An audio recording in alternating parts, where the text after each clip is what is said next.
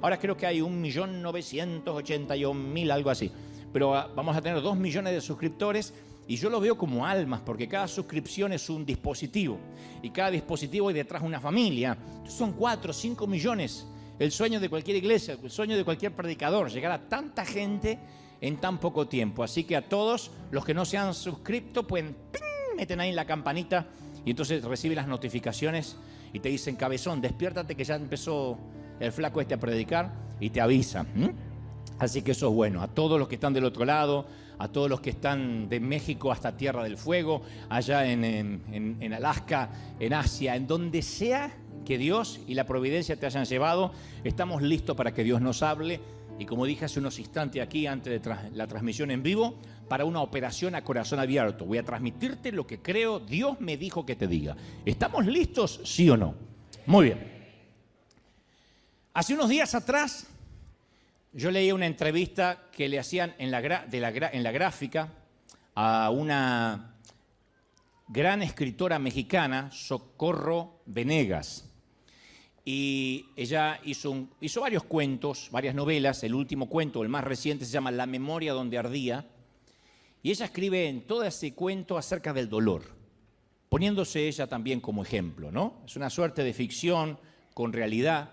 Y el periodista en esta entrevista le preguntaba a Venegas: ¿qué se pierde cuando realmente perdemos a alguien? Hablando del duelo, hablando de perder a un ser querido. Y ella dice, o responde en la entrevista: nos perdemos básicamente a nosotros mismos. Cuando uno pierde a un ser amado, ya no puede volver a ser el mismo por mucho que quiera. Uno se transforma en un ser mutilado. Y ese es el duelo más grande, el duelo de perder a las personas que fuimos antes. Porque no solo enterramos a un ser querido, sino que nosotros también enterramos sueños junto con esa persona. Entonces, el duelo es estar mutilado. Insisto, no volvemos a ser quien éramos antes del infortunio. Esto decía la autora. Y después agregó: en el momento del duelo, uno está en desventaja con el resto del mundo. Aparecen todos esos que suelen decir: si yo estuviera en tu situación ya me hubiese muerto. Si yo estuviera en tu lugar no sé lo que habría hecho. Y ella dice, a lo que dan ganas de decirle: híjole, ¿y por qué no te moriste, güey? ¿Te hubieses muerto? Pero todos parece que quieren solidarizarse, pero no lo pueden hacer. Y esa entrevista me hizo pensar acerca de la vasta serie de pérdidas que acumulamos en el trayecto de toda una vida y que de algún modo, como dice la autora Socorro Venegas, van mutilando nuestro alma.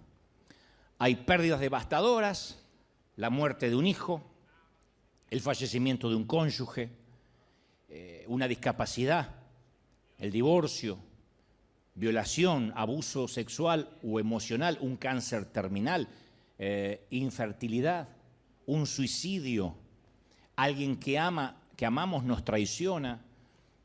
Otras pérdidas parecen más insignificantes, pero que también duelen.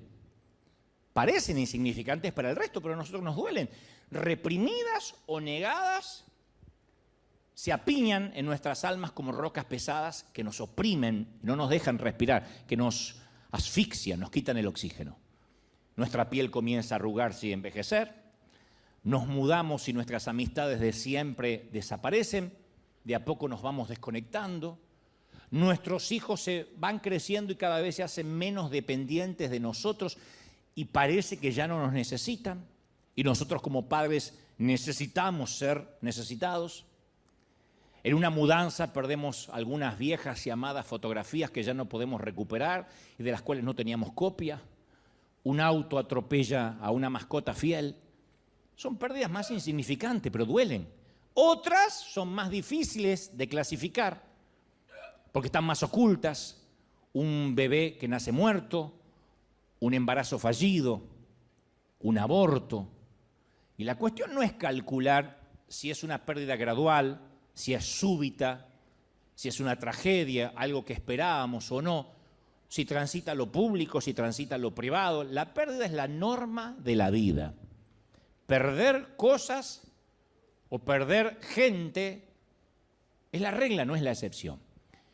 Y sé que nuestras historias y nuestros temperamentos son diferentes, Aquí nomás somos un pueblo cosmopolita, una plétora de temperamentos, de caracteres, y que cada uno responde al dolor de manera distinta. No todos respondemos igual. Pero lo que no podemos es ignorarlo, ni el dolor nuestro ni el ajeno. Respondemos de manera diferente, pero no lo podemos ignorar. Durante muchos años en nuestras iglesias, las iglesias en general, minimizamos las pérdidas. Y esto nos llevó a una absoluta sensación de superficialidad, a una profunda falta de compasión, de empatía.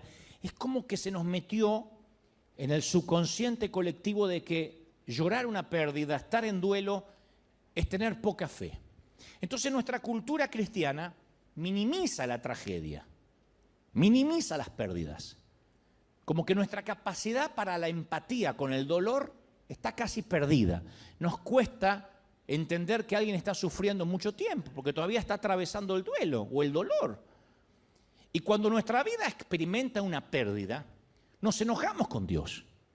Es tanto la cultura de la superficialidad, que no queremos que nada nos duela, que cuando algo nos duele, lo tratamos como que fuese una invasión alienígena, como que es algo procedente del espacio exterior, que esto no estaba en los planes ni de Dios, ni siquiera del diablo. El diablo no puede ser tan malo para que me pase esto. Es como que nos sorprende en sobremanera que algo nos tenga que doler. Entonces lo ignoramos. Queremos ser indiferentes ante las pérdidas, ante los dolores, ante los duelos. Y yo me pregunto, si tanto ignoramos el dolor, ¿por qué hay tanta gente depresiva, aún en la iglesia? ¿Por qué aún en las congregaciones hay una explosión de drogas prescritas para el insomnio, para la ansiedad, como nunca antes en otra generación? Nos cansamos de oír en consejería pastoral la cantidad de gente que se empastilla para dormir, porque de otra manera no puede conciliar el sueño. No estoy minimizando el dolor, digo, ¿por qué? Si lo ignoramos, hay tanta gente que depende de psicofármacos para poder tener un poquito de paz. Jesús definió el proceso del crecimiento en la vida con estas palabras, y lo dijo de manera literal, al punto, como siempre él hablaba de manera que no quede en duda. Dijo, si el grano de trigo, Juan 12:24, perdón. Si el grano de trigo no cae en la tierra y muere, queda solo. Pero si muere, lleva fruto, lleva mucho fruto. Si no muere, queda solo. Si muere, lleva mucho fruto. Si el grano se guarda en una cajita, sigue siendo grano, estéril. Tengo un grano, sí, pero no se reproduce. Para que crezca, para que traiga fruto, tiene el grano que morir. No estar enterrado, sino estar plantado. Entonces Jesús, todo el tiempo que habla, caracteriza la vida cristiana como una muerte. Hay que morir. Todas las palabras y todo lo que el Señor hablaba es, tienes que morir para poder resucitar, tienes que pasar por la cruz. Y la iglesia tenemos una posición única, me parece a mí, no sé cómo decirlo, un privilegio, una providencia, para acompañar a la gente en las coyunturas críticas de sus vidas, en esos momentos donde se siente morir o literalmente muere a algo. Estoy hablando de muerte de seres amados, enfermedades serias.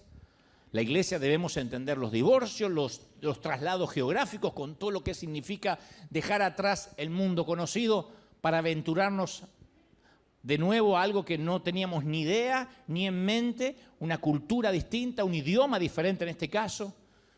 Esos son los momentos de discipulado para ayudar a las personas a salir de nuestra tendencia cultural de adormecer, de ignorar el dolor. Tenemos la oportunidad única de abrazar a la gente y decirle, estás pasando dolor, este es el sitio correcto, no podrías venir a otro lugar. Pero tristemente, durante años, y esto es una autocrítica, hemos visto a personas que han sufrido abuso en su pasado y nunca le hemos permitido transitar su dolor. Le decimos, no recuerde el pasado, no vaya para atrás, porque ahí no conocías a Cristo y no le permitimos que haga la transición, el duelo, como decíamos el domingo pasado.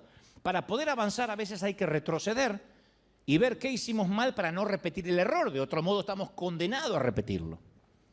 Celebramos el Día de las Madres y a veces nos olvidamos de ser sensibles o empáticos con las parejas estériles, con las mujeres solteras para las cuales el Día de la Madre es el domingo más difícil del año, porque sus sueños de concebir se alejan más y más. Pero nosotros nos olvidamos de esas mujeres y decimos, es el Día de las Madres. No digo que con esto no lo vamos a celebrar, digo que nos olvidamos de la empatía de las mujeres que en un día normal y tradicional están sufriendo. La gente pierde un hijo y nosotros lo exhortamos que rápido vuelvan a su vida normal como les sea posible. Perder un hijo, que no tiene nombre, que es un dolor que presumo no se va nunca. Citamos Filipenses 4:4, le decimos regocijaos en el Señor siempre. Una persona nos cuenta que está atravesando un dolor, un divorcio, una separación, una traición, y le recitamos Romanos 8:28, y le decimos, y sabemos que los que aman a Dios, todas las cosas le ayudan a bien. Sí, yo lo sé, pero estoy atravesando un dolor, nos confiesa.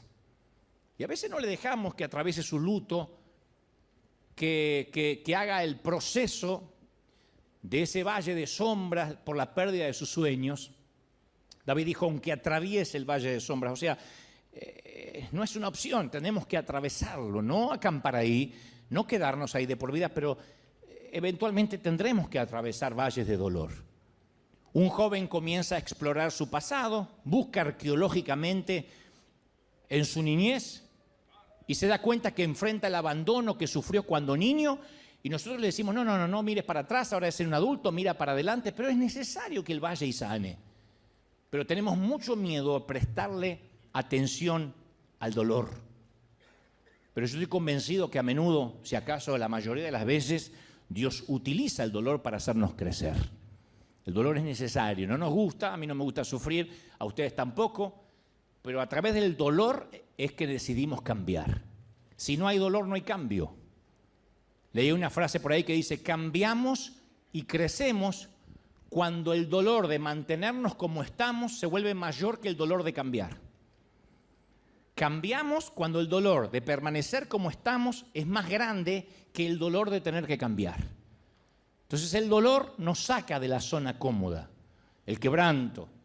Por eso es necesario el duelo, por eso es necesario respetar los que están sufriendo, aunque estemos en la iglesia, porque es el proceso psicológico y la respuesta emocional ante la experiencia de una pérdida. Y uno tiene que tener una teología sobre eso. Es decir, acá hay mucha gente que ha perdido cosas, que ha perdido seres amados, que han tenido que atravesar o están atravesando un luto, que es el proceso, nada menos, de adaptarse a una nueva normalidad de vida, a una silla vacía, a una cuna que no tiene a un niño dentro, a una casa silenciosa, a una pérdida de empleo, a una nueva normalidad física, andar con muletas, a estar confinado en una silla de ruedas, a un cambio de una posición cómoda financiera a una que es más paupérrima.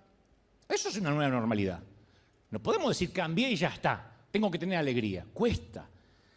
Dicen que hay 5 etapas durante un duelo, los psicólogos. Primero la negación, el enojo, la negociación, la depresión y finalmente la aceptación. Esas son las 5 etapas del duelo. Y aunque a mí me ayuda bastante, y yo sé que esto es utilitario, práctico, a mí me gusta observar en las Escrituras cómo David atravesaba sus duelos, entre tantos que hay en las Escrituras. Pero me sorprende cómo David, porque David lo expresa al ser poeta, con su prosa descarnada, él contaba cómo atravesaba los procesos de pérdidas. Me encanta su respuesta al dolor, la respuesta del rey David a la pérdida.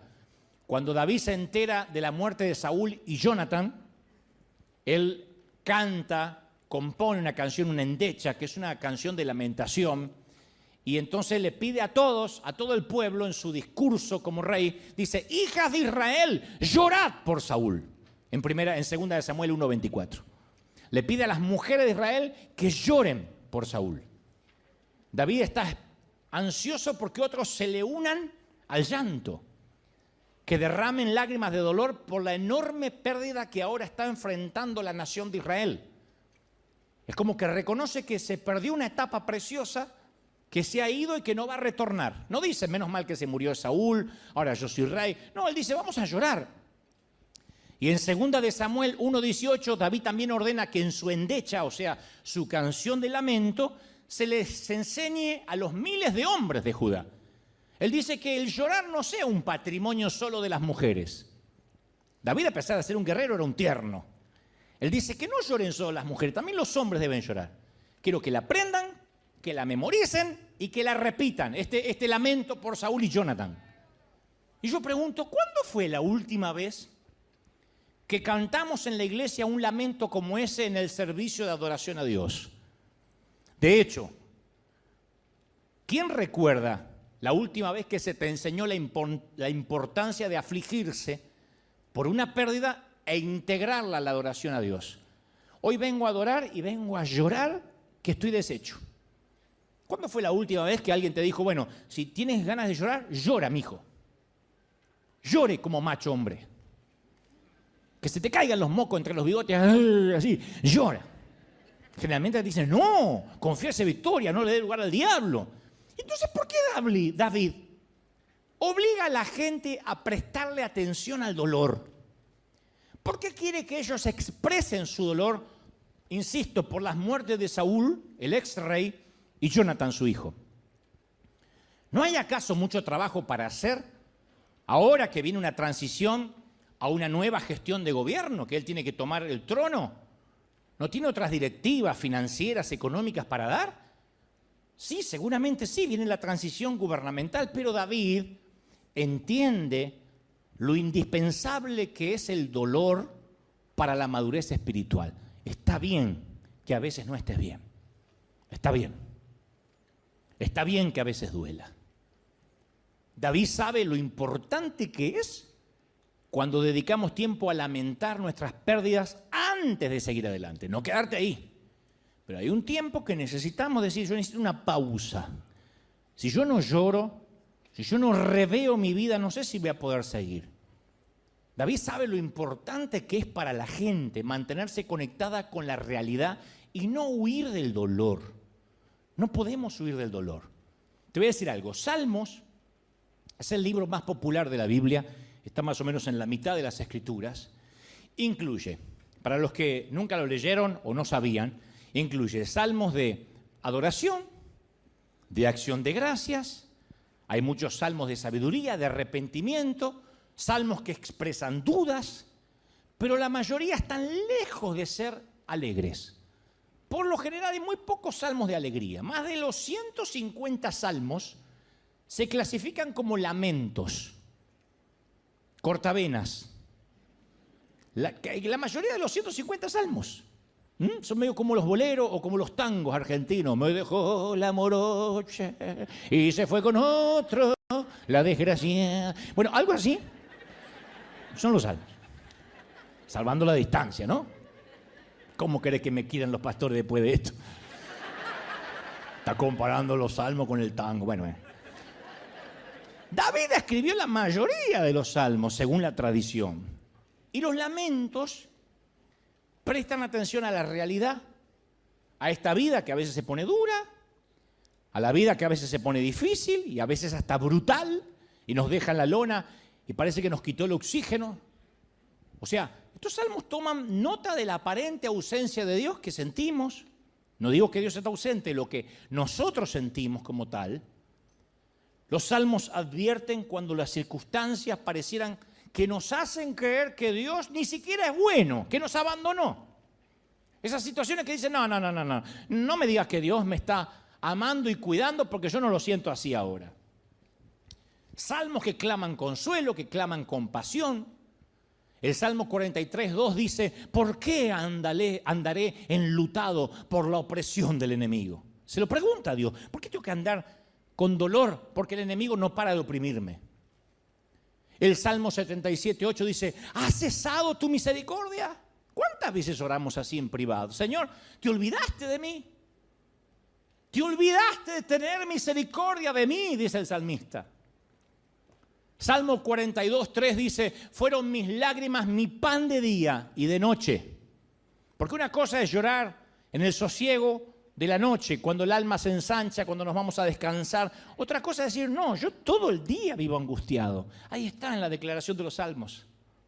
Salmo 88, 6 dice, me has puesto en el hoyo profundo. Un salmo que le echa la culpa a Dios de estar en el hoyo. En tinieblas profundas. Sobre mí parece que reposa tu enojo. Me has afligido, Señor. Ahí están escritos, son crónicas descarnadas. Y muchos de nosotros hemos adoptado la costumbre de negar el dolor, de negar la aflicción. No, estoy bien, estoy bien, estoy bien, estoy bien, estoy bien. Y mientras te llevan en la ambulancia al hospital. Quizá la manera más popular de no prestar atención a nuestro dolor y a nuestras pérdidas sean los mecanismos que tienen que ver con la adicción. Cuando tratamos de llenarnos de algo para no pensar en lo que nos duele. La gente utiliza el trabajo, la televisión, el alcohol, salir de compras, de parranda, los negocios, las aventuras sexuales. Todo con el fin de mitigar el dolor, de no pensar. Por eso es que comienza el alcohólico a tomar, para no pensar. Conocí un borracho que decía, ¿y por qué tomas? Para olvidar. ¿Para olvidar qué? Para olvidar que soy un borracho. ¿Y qué usamos los cristianos? Para olvidar el dolor. El servir a Dios, incansablemente. El ser un 24/7 servidor de Dios. Usamos el servir a Dios para no tener que enfrentar el dolor. Entonces las actividades cristianas, el estar toda la semana metido en la iglesia y sirviendo, se vuelven dañinas cuando las utilizamos sin darnos cuenta para escapar del dolor, para no enfrentar el dolor. Es una adicción más santa, si se quiere, más religiosa, pero adicción al fin. Porque tenemos la presión de mostrar una imagen madura, espiritual. Eso nos persigue a la mayoría, demostrar que todo está bien. Y olvidamos que ninguno de nosotros es perfecto, que todos sufrimos. Generalmente los predicadores no suelen contar sus infortunios, sus tristezas, sus depresiones, pero porque la mayoría finge. Y no porque son hipócritas necesariamente, sino porque piensan que si se muestran auténticos eso va a socavar la autoridad. Piensan que si se muestran débiles, el que está escuchando va a decir, si este está débil, ¿qué me queda para mí? Me suicido. ¿Piensan eso? Yo creo que no. Yo creo que nos hace bien saber que no somos perfectos. ¿Cuántos de nosotros quisiéramos, por ejemplo, no me digan amén, pero por la carita voy a saber que me dicen amén, ¿cuántos de nosotros quisiéramos borrar ciertos acontecimientos de nuestra historia pasada para no deshonrar el nombre de Dios? ¿Cuántos quisiéramos decir, ay, eso si lo pudiera borrar, no quiero que me lo recuerden? David no lo hizo. Como rey, podía haber hecho borrar cualquier registro de su fracaso moral, pero usó su poder para asegurarse que en los libros de historia todas las generaciones futuras leyeran de que él había fracasado. De hecho, David escribió una canción sobre el fracaso. Ahí está el Salmo 51 cuando dice, canción que compuso David después que pecó con Betsabé y se arrepintió. O sea, le puso el título para que quede claro. No es como esos compositores que cantan, no sabes si le canta a la luna, al amigo, a la novia o al tío. No, acá está clarito. Y compuso una canción de quebranto para que se cantara en los servicios de culto de Israel y se publicara también en los manuales de culto, que son los salmos. Lo puso en el cancionero, el día que fracasé. Otro de los grandes hombres, Pablo, escribe, deja escrito, le dice a las iglesias de las cuales él pastoreaba, le dice acerca de los ruegos que él tiene personales, acerca de los cuales Dios no le respondió respecto a un aguijón de la carne, que todos presumen que era una debilidad.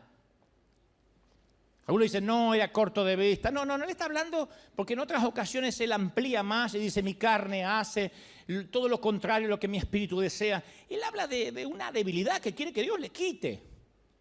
Y después le agradece a Dios por esas debilidades, porque le recuerda a los lectores que esa debilidad lo mantiene humilde y que se perfecciona a Dios en su debilidad.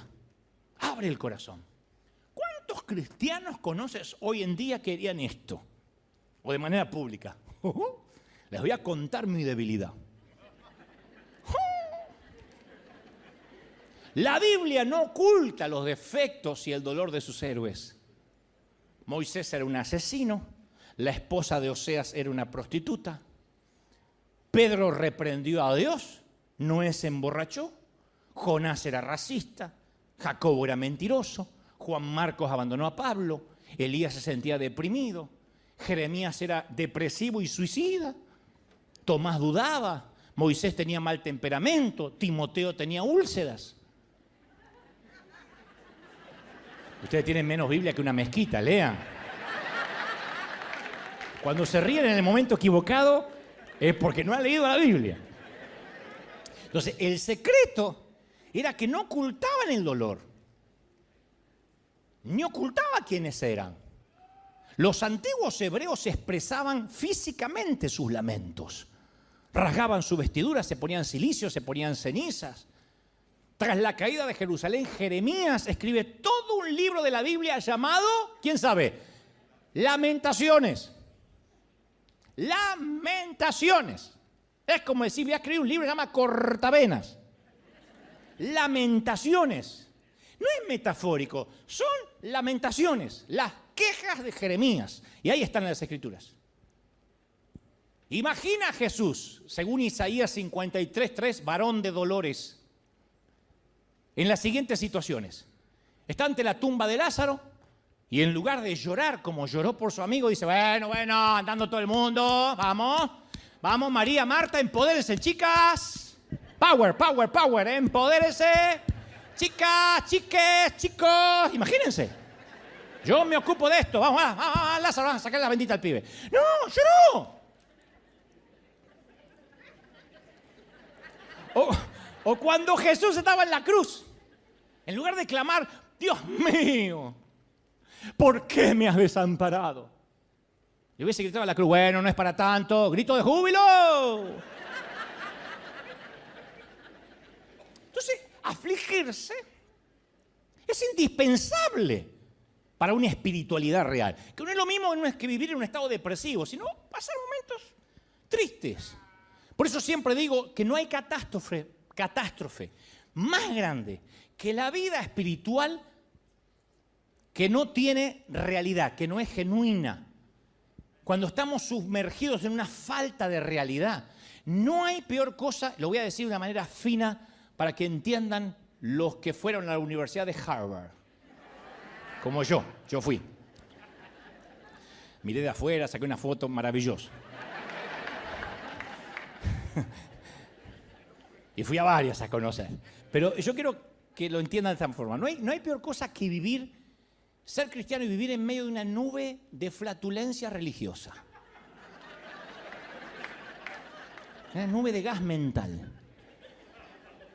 Cada vez conozco más gente viviendo ahí. Es como que la religión nos da licencia un montón a que a veces vivamos en un mundo de fantasía irreal, una vida inflada con anabólicos, que no se condice con la realidad de lo que sufre la gente. Por eso a veces somos tan poco creíbles. He conocido a lo largo de este peregrinar cristiano desde gente creyente que deja el trabajo porque Dios le dijo que tiene que vivir por fe. Tiene 8 hijos y Dios anoche en una revelación le dijo, deja el empleo y vive por fe. A creyentes que se metieron en proyectos faraónicos que terminaron quebrando su vida, su matrimonio, porque Dios se lo mostró en una revelación a él, incomprobable, pero Dios se lo mostró. Después de comerse 7 tacos, se fue y tuvo revelaciones. Hasta personas que se dejaron morir por no ir a un médico a tiempo, porque se iban a curar en el nombre del Señor. Hasta otros que se autonombraron pastor y sin ningún background, sin ninguna preparación, se abrieron una iglesia propia porque no estaban de acuerdo con su pastor local. Nadie los comisionó, nadie los ordenó, bajo el pretexto, me lo dijo el Señor, que abra una nueva iglesia donde haya más amor. Eso es la flatulencia mental, la falta de realidad. Y la verdadera vida espiritual no es una huida de la realidad, sino un compromiso absoluto con la realidad. Por eso no tenemos que eludir nuestras heridas, buscar atajos espirituales, porque el dolor es un gran maestro. El pasar por estas situaciones difíciles nos enseñan cómo vamos a aconsejar a otras parejas, a otros padres, a otros abuelos, si nunca hemos sido pareja, padres ni abuelos. Si nunca hemos sabido lo que se siente tener un hijo. ¿Puede alguien que nunca fue mamá aconsejar cómo ser mamá a una que sí parió? No. ¿Podemos entender lo que vive un enfermo terminal de cáncer si nunca tuvimos más que un resfrío? A veces el dolor nos conduce por situaciones difíciles, pero termina enseñándonos, haciéndonos docentes para poder tener empatía con los que sufren. Job lo perdió todo en un solo día. El profeta en un solo día pierde todo: familia, riquezas, salud. Y muchos de nosotros experimentamos pérdidas, pero bueno, a lo largo de toda una vida, ¿no? No en un solo día. Pero sí perdemos cosas. Perdemos nuestra juventud. Bueno, ustedes, no yo tanto, pero ustedes están perdiendo la juventud. No hay forma de detener el proceso del envejecimiento. Ni con cirugías plásticas, ni con cosméticos, ni con una buena dieta, ni con ejercicios diarios. El proceso del envejecimiento, la ley de entropía, no se detiene. ¿Quién no ha perdido sus sueños? El sueño de una carrera que quería seguir, un matrimonio, los hijos que esperaba. Y también experimentamos pérdida cada vez que emigramos a un nuevo país. Así te vayas a un mejor país. Así salgas de Venezuela, de Buenos Aires, de México y te vayas a Suiza. Hay pérdida de lo conocido, de los seres queridos. La mayoría de nosotros experimentamos una pérdida catastrófica en uno o en varios momentos de la vida. Cuando un miembro de la familia muere repentinamente, un infarto o un ACV, cambió radicalmente la historia de tu apellido. Cuando nuestro cónyuge tiene una aventura con otra persona. Cuando nos encontramos solos después de un divorcio doloroso. Cuando nos diagnostican un cáncer. Cuando nos despiden después de 20 años en la misma empresa, en la misma compañía. De un trabajo estable. Cuando nuestro hijo nace con una discapacidad seria y sabemos desde que es chiquitito que posiblemente nunca se va a casar, nunca conducirá un automóvil, nunca tendrá autonomía. Y lo sabemos desde que tiene 5, 6, 7 años, que ese niño va a vivir con nosotros y que algún día nos vamos a morir y ese chiquito va a quedar, o ese hombre con mente pequeña, mente de niño, va a quedar a merced de quienes quieran soportarlo, porque solo un padre lo puede amar así. Solo una mamá lo puede amar así. Infertilidad, aborto, amistades rotas, pérdida de la memoria. Nos sentimos traicionados por una tradición de la iglesia, por algo que creíamos y que ahora tenemos una revelación y decimos, ¿cómo perdí tanto tiempo siendo religioso? Nos sentimos traicionados por un pastor, incluso a veces por Dios mismo. Perdemos nuestras ilusiones acerca de esta nueva familia en Jesús, que es la iglesia. Y decimos, ay, me encanta River, hasta huele bien, qué lindo. Y después, ¿cuánto tiempo tardamos en darnos cuenta de que no es la iglesia perfecta? Ni hay gente perfecta como lo esperábamos. Y nos desilusionamos. De hecho, cierta gente aquí nos desilusiona. Y Job supo de esas pérdidas, de esas desilusiones. Job era el Elon Musk, el Jeff Bezos, el Bill Gates de la época. La Biblia dice que tenía 7.000 ovejas. Nos abruma la riqueza que tenía. 7.000 ovejas. Tenía 3.000 camellos, que eso era carísimo. 3.000 camellos. 500 yuntas de bueyes, 500 asnos. Una gran plantilla de empleados. Hoy habríamos visto su rostro siempre en la portada de Forbes, todos los años, porque era el hombre más rico del mundo. Entre sus activos había una flota del Rolls Royce, Bugattis, Lexus, 2 Tesla para ir a la feria, aviones privados, yates impresionantes, negocios prósperos, patrimonios inmobiliarios en expansión. Y Job 1.3 dice que entre todos los habitantes del Oriente era el personaje de mayor renombre, era uno de los más influyentes, era un hombre también piadoso. Temía a Dios, dice las Escrituras, y vivía apartado del mal. De repente, todas las fuerzas del cielo y de la tierra se pusieron en contra de Job y Job se vio en medio de una pelea cósmica. Para hacer la historia corta, el enemigo va, habla con Dios, le dice, quiero que le quites la cobertura para que yo lo aflija y vamos a ver si este tipo, sin tanto dinero, sin aparecer en Forbes, sin el yate, te sigue adorando. Y Dios dice, vale. Y el pobre tipo estaba abajo, mirando cómo jugaban al tenis arriba. Cayeron rayos, un tornado desató su furia. El hombre más rico de sus tiempos había quedado en la ruina. Sus 10 hijos murieron en un desastre natural. 10 funerales. Enterrar a un hijo es doloroso. 10. Job no pecó, no culpó a Dios, lo adoró. Respondió de una manera increíble, lo adoró. Después su cuerpo se cubrió de ampollas dolorosas. Dice la palabra, desde la planta de los pies hasta la coronilla tenía ampollas, peor que la viruela del mono. Las úlceras se le infestaron de gusanos. O sea, no tenía ni la asepsia mínima. Le entró una fiebre muy alta, con unos escalofríos atroces. El insomnio, el delirio, el ahogo llenaron sus días, no podía respirar. Aquella horrible enfermedad le consumió el cuerpo. Job no le quedó otra opción que mudarse fuera de las murallas de la ciudad, al basurero del lugar, al refugio de los marginados. Se sentó solo, aislado, sufriendo su solitario destino. Y por último, su matrimonio se vino abajo. Uno ve a la esposa de Job y dice, qué mujer desalmada, que no lo apoyó. Pero después de 10 funerales, de una mamá que entierra 10 hijos y un esposo seriamente enfermo, ya tuvo suficiente, pobre mujer. Por eso va y le reprocha y dice, ¿todavía mantienes firme tu integridad? ¿Todavía hay algo de lo cual adorar a Dios? Maldice a tu Dios y muérete. Son palabras duras, pero solo aquellos que han experimentado el dolor intenso sabe que uno dice palabras tan atroces y hostiles como esa en momentos de dolor. Y lo que hace más desconcertante la historia es la naturaleza inmerecida de su sufrimiento. Porque no había conexión entre ese tamaño dolor y un pecado oculto o expuesto. Era injusto. ¿Por qué el amor de Dios le hace esto a Job?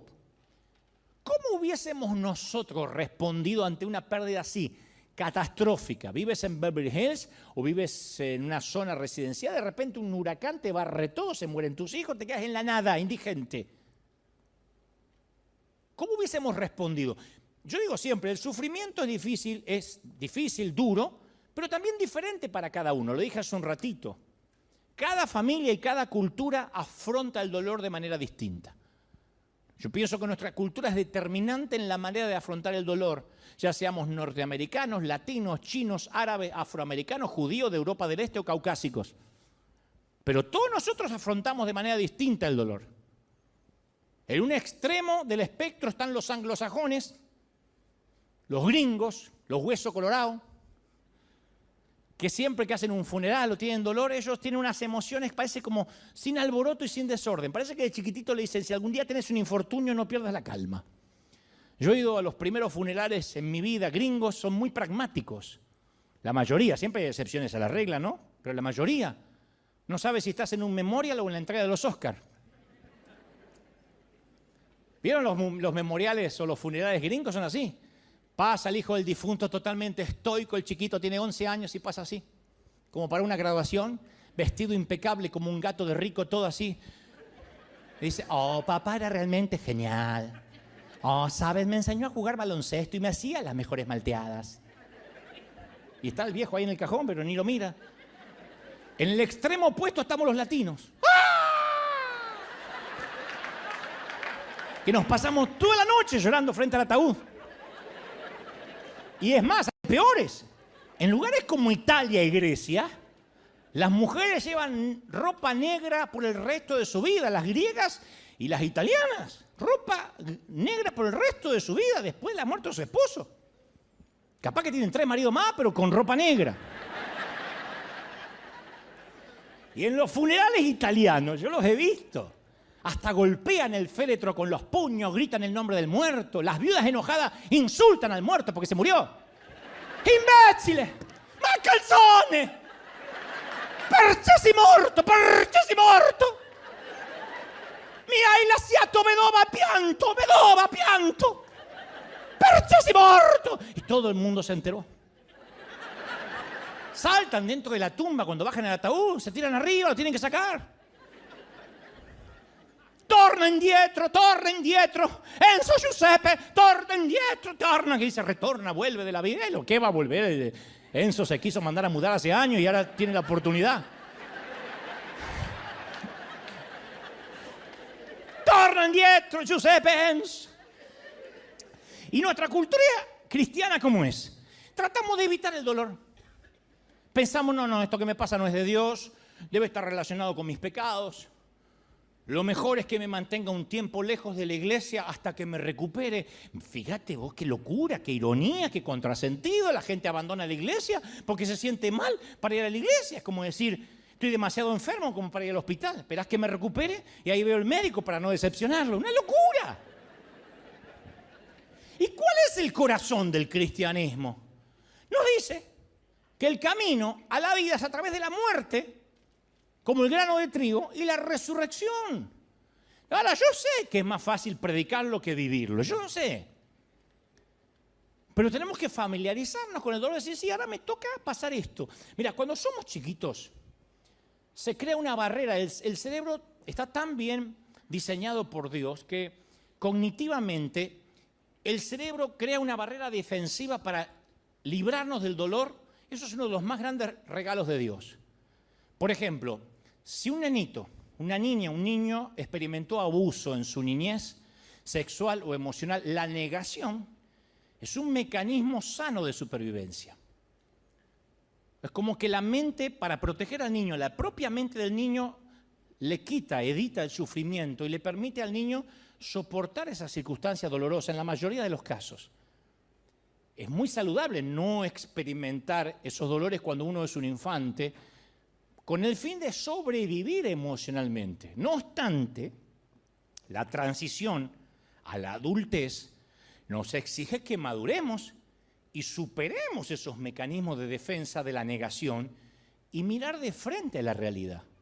Porque Jesús dijo, y conoceréis la verdad y la verdad os hará libres. Pero si no conocemos la verdad, nunca tendremos libertad. Entonces, inconscientemente muchos llevamos a la vida adulta muchos mecanismos de defensa para protegernos del dolor. Y en esa etapa de la vida adulta bloqueamos nuestro crecimiento espiritual y emocional, como dije el domingo pasado. Entonces tenemos muchos mecanismos de defensa contra el dolor, especialmente los cristianos. Lo anestesiamos, número 1. En el peor de los casos, con una botella de tequila, con vino, con una hora de pornografía en internet, con sexo casual.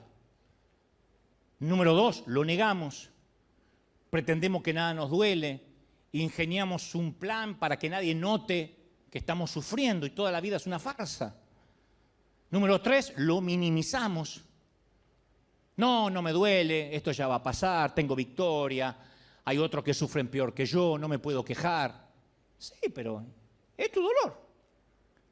¿Hayas perdido a tu madre o un auto atropelló a tu mascota? Es tu dolor. Número 4, lo enterramos. Escondemos el dolor debajo de un calendario de actividades, nos ponemos a servir a Dios sin descanso, porque mientras más ocupados estamos, menos tiempo tenemos para pensar en lo que estruja nuestro corazón.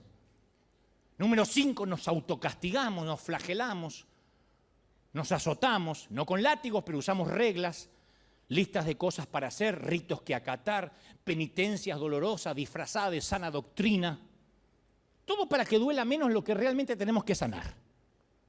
¿Qué sentido tiene que una mujer se ponga una mantilla en la cabeza, nunca se corte el cabello, mida la falda para que jamás se le vea la rodilla y tenga un alma pútrida de dolor? ¿De verdad Dios va a ver el envase, lo de afuera? 6, evitamos mencionar el dolor, nunca lo sacamos a colación. No le digas a la familia, mucho menos que se entere el pastor. Y mantenemos todo muy superficial. Cruzamos los dedos para que el monstruo del dolor se mantenga en el fondo del lago, en lo profundo. Número 7, desviamos el dolor. Atacamos a nuestros hijos con explosiones de carácter. Nos desquitamos con nuestro cónyuge. Le gritamos a los empleados, a otro conductor, al chinito, que todos los chinos manejan bien, no sé por qué hay que gritarle. Número 8, neutralizamos el dolor. Decidimos que nunca jamás nos volverán a lastimar. Entonces creamos la foto de la familia perfecta, somos cristianos perfectos, vivimos para las redes sociales. Hay un montón de gente que vive para las redes sociales, que en vez de disfrutar en un restaurante, con la persona que tienen enfrente en la mesa, están pensando en sacarse la foto para que lo vea otro. Van a la playa y en lugar de disfrutar la playa están pensando, uy, cuando lo vean, acá, cuando lo vean, ¿y qué pusieron? Y después ya no está más en la playa. Está viendo qué pusieron los gansos que no fueron a la playa.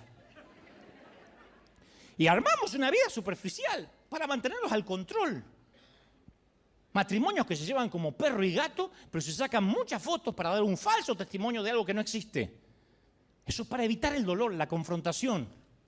Y Job nos presenta una manera brillante de cómo debemos salir del dolor en la familia de Jesús, sin importar la cultura, el temperamento o el género. En primer lugar, él le presta atención al dolor, al igual que David. Lloren, hijas de Jerusalén, por Saúl y Jonathan. Bueno, Job es igual, le presta atención. No lo ignora, no lo minimiza. Por eso digo, tenemos poca teología en la congregación para el enojo, la tristeza, para el duelo, para la depresión. Nos preguntan, ¿cómo estás? En victoria, aleluya, en victoria. ¿Quién va al médico y te dice, ¿por qué vino? No sé, porque estoy perfecto, aleluya. ¿Quién va? ¿Por qué ocultar las hemorroides? Y sufrirlas en silencio. ¿Qué hace Job? No reprime nada. Grita su dolor. Maldice el día que nació. Está ahí en las Escrituras. Parece que fueran versículos de menor categoría. Y a veces los censuramos, pero no nos corresponde a nosotros censurar lo que no nos conviene. Dice Job que perezca el día que fui concebido y la noche en que fue anunciado nació un niño. Ojalá que ese día se vuelva a oscuridad. Job 3:3. Le grita en una oración osada, le grita a Dios. Le dice exactamente cómo se siente, como si Dios no lo supiera. Hay 35 capítulos de cómo luchó contra Dios. Dudó, lloró, volvió a dudar, lloró, gritó. Se preguntó dónde estaba Dios y por qué le sucedía todo eso. No evitó el horror de la situación, lo enfrentó. Dijo, este dolor me está pasando. Número uno, decir, a mí me está pasando un dolor. Por eso vengo a River, porque estoy en un dolor. Por eso estoy escuchando el servicio por streaming. Porque estoy con dolor. No está mal. No es pecado. Si no, el Señor nos hubiese llamado varón de dolores, según Isaías. En segundo lugar, transita el duelo del dolor. Lo transita. Aunque atraviese el valle de sombra y de muerte, no temeré mal alguno, dijo David. Job lo atraviesa. Yo no sé ustedes, pero yo detesto esperar en el tránsito. Detesto. Un argentino detesta más que cualquier otra cultura esperar. Los argentinos no deberíamos esperar.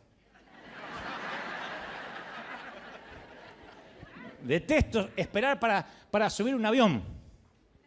Yo soy de eso de que cuando aterriza el avión, viaje adelante o viaje atrás, ya se paran así y quedamos como pollos todos así, con la maleta.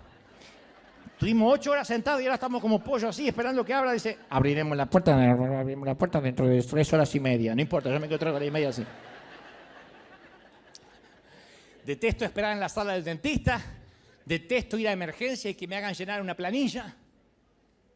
Mi mayor reto, por más de 50 años que he seguido a Cristo, ha sido creerle cuando tengo que transitar el limbo de la espera.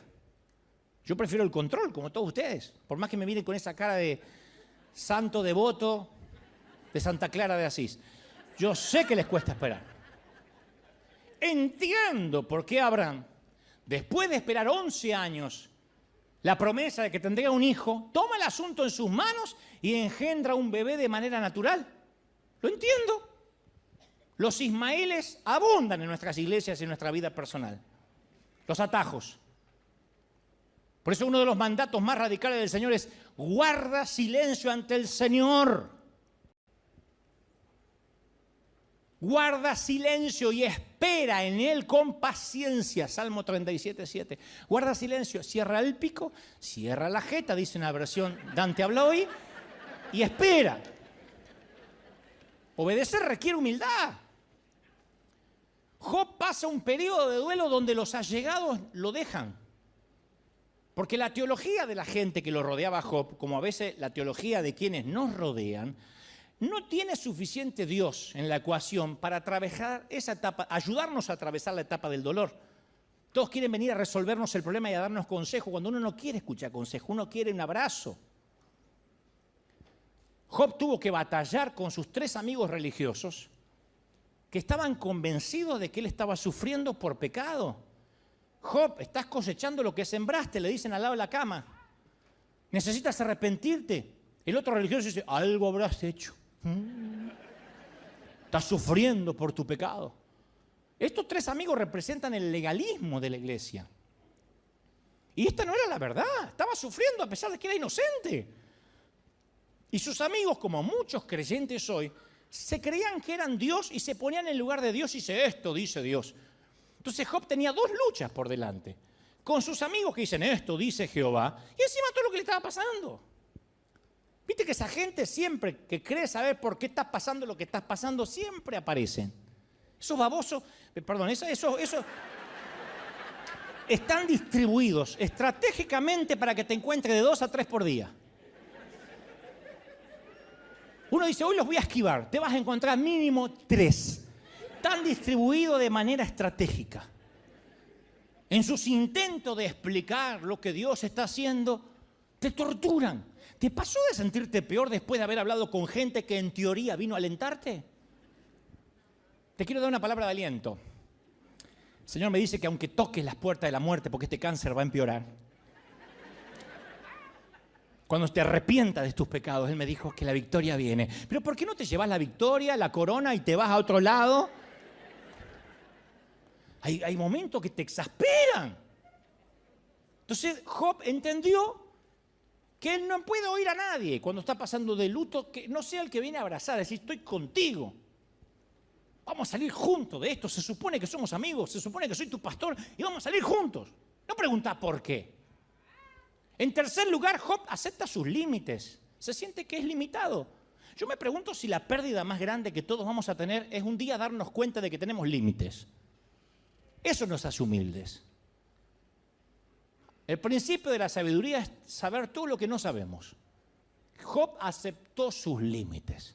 Yo te voy a dar una lista realista y cruda de tus límites, porque me están mirando diciendo, yo no. Yo te voy a dar una lista. Me voy a incluir, nada más para que no se sientan solitos. Me voy a incluir. Nuestro cuerpo físico.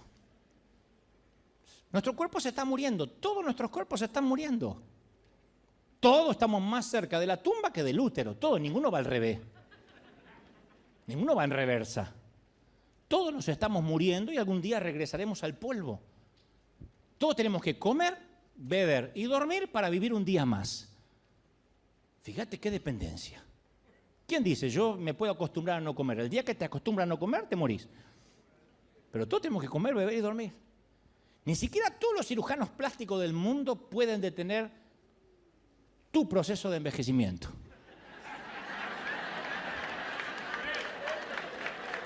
No puede.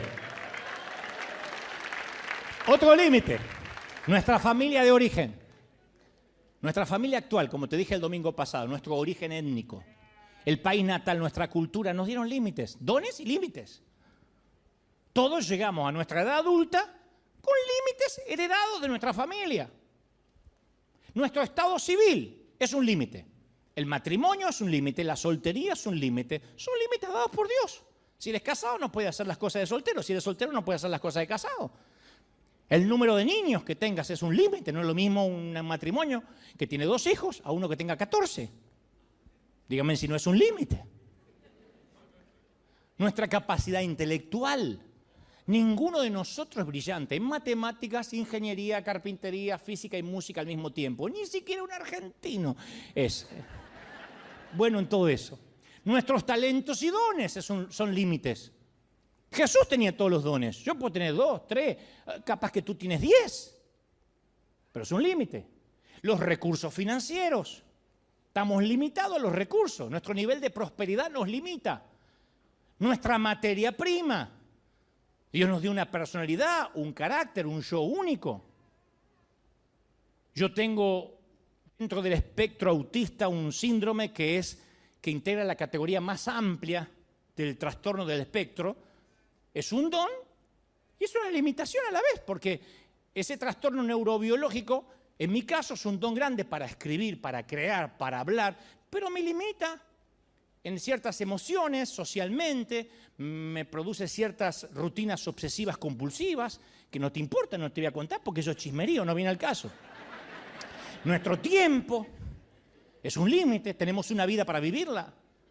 No podemos hacerlo todo. A mí me gustaría vivir en Oregon y disfrutar la lluvia de ahí de Portland, en la Toscana, Italia, en Manhattan, pero no puedo. Quisiera tener otras profesiones, otras disciplinas, no puedo, mi tiempo no me alcanza, la vida ya no me alcanza. Nuestro entorno o iglesia es un límite. Trabajamos en medio de cardos y espinas. ¿Quién no quisiera la iglesia perfecta? Pero nosotros no tenemos perfección para darla, de modo que la podamos exigir. ¿Quién tiene un código de moral demasiado alto para decir merezco la mejor iglesia? Nuestra comprensión espiritual es un límite. Dice Deuteronomio 29, lo secreto le pertenece a Dios.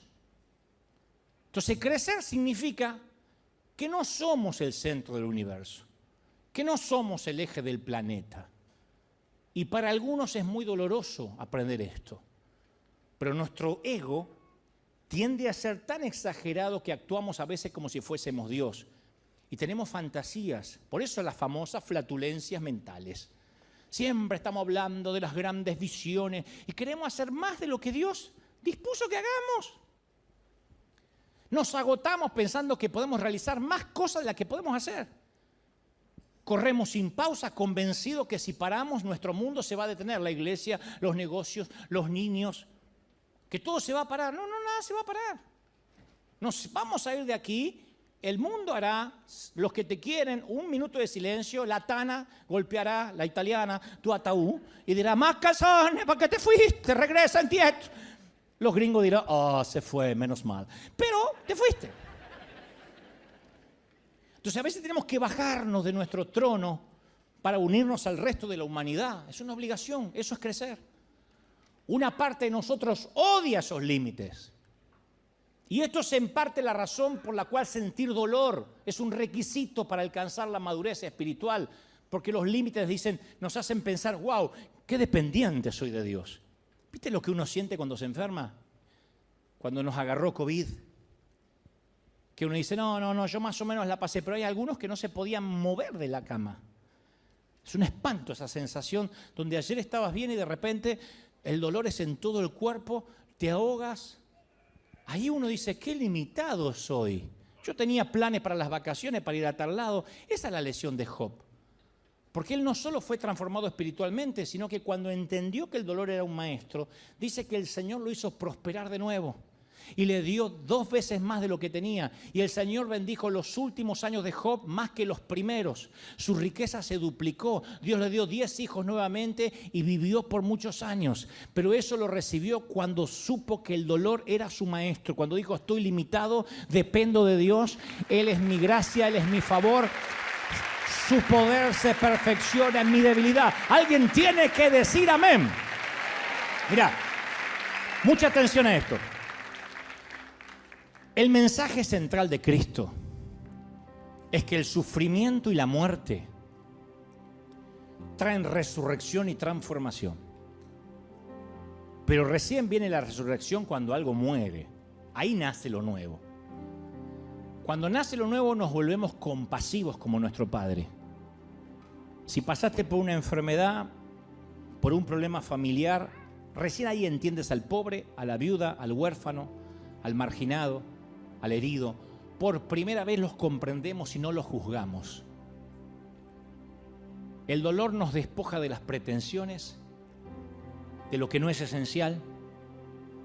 Estamos más aptos para deshacernos de cosas que no son importantes. Viste que el dolor hace que uno decida qué es lo que te va a importar y qué es lo que ya no te va a importar.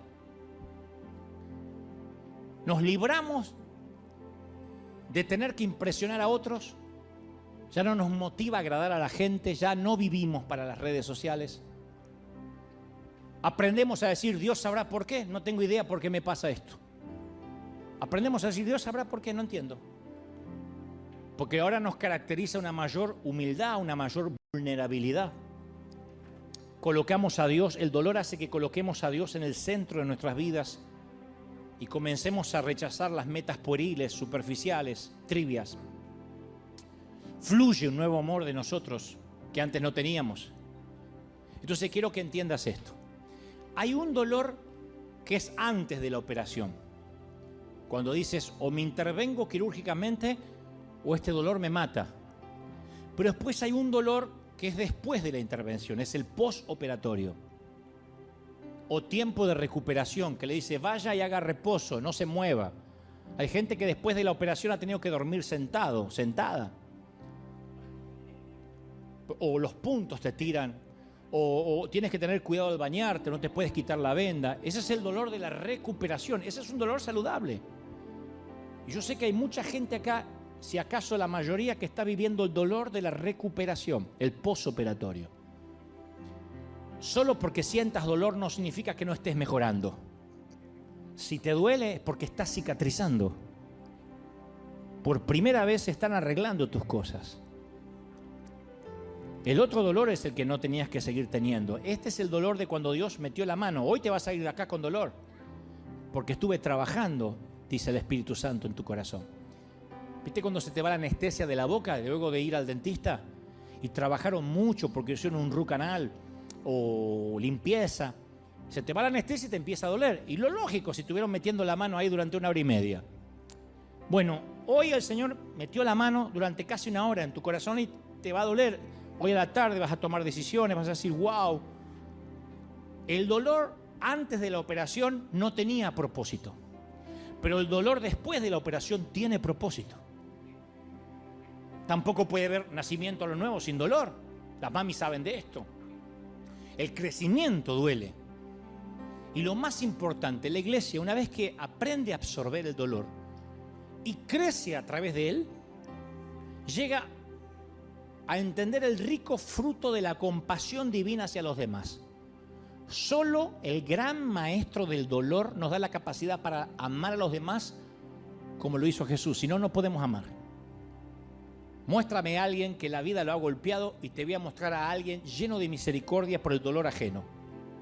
Muéstrame a un nene o a una nena de papá que todo lo que quiso lo tuvo, que es un caprichoso, que si no le dan lo que quiere se pone a gritar y hacer escándalo, y te voy a mostrar a alguien que no tiene empatía, que no ama a nadie y que se vive mirando el ombligo, aunque ya sea adulto. ¿Qué tal si nuestras heridas más profundas era justo lo que Jesús necesitaba para llevarnos al ministerio? ¿Qué tal si en tratar de arreglarnos nosotros mismos nos presentamos así, imperfecto ante Jesús, y le decimos, Señor, úsame, acá estoy con mis heridas? ¿Qué tal si eso que pedimos, que Señor, sana rápido, de hecho es un regalo, este es tu mejor tiempo? El mejor tiempo es el postoperatorio. No se te tienen que abrir los puntos. Quédate quieto, descansa, espera en Él. ¿Qué tal si tú, que estás desesperado por sanar, esas cargas que le pides a Dios que remueva son justo lo que necesita Dios para moldear tu carácter? Hay 2 tipos de dolor. Uno que nos encierra en nosotros mismos, que crea traumas, por cuyas heridas ni siquiera puede entrar la luz. Y el otro, el dolor que enseña, el que nos confiere un corazón de grafeno, que nos da la capacidad de ser receptivos al dolor ajeno.